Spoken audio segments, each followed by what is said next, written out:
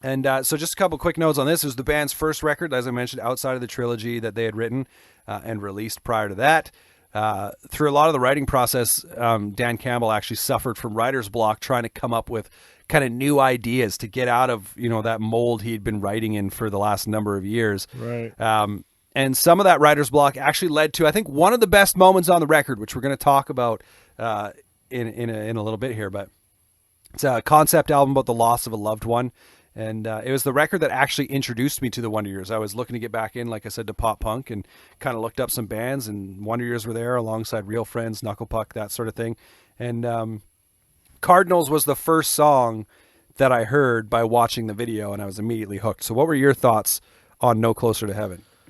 So I listened to this album right after Generation. I was out on a bike ride, and so it definitely didn't have the same kind of punch to it as Greatest Generation, but it's a bit darker and moodier.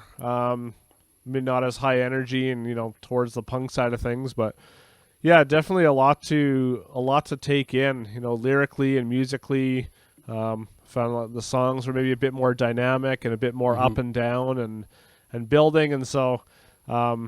Which maybe like usually when I'm biking, it's like I want something like really high energy and because I'm ripping down the bike path or whatever. And so I found myself a few times kind of feeling like it was lagging a bit for me and kind of being like, okay, I hope the next song is maybe a bit different. And so again, it's kind of a perspective of just kind of getting into it versus knowing it and kind of maybe really diving into it, I guess.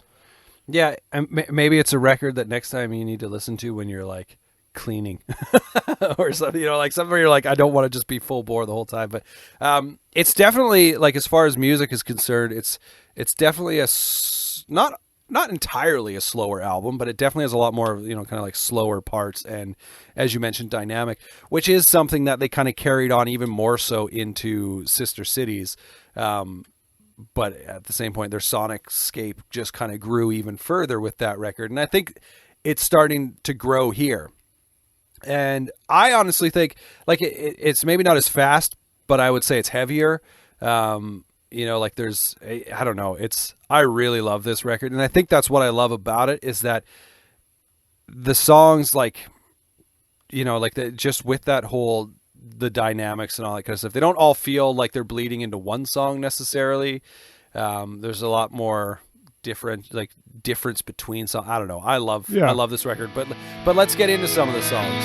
First one we're going to talk about is Cigarettes and Saints.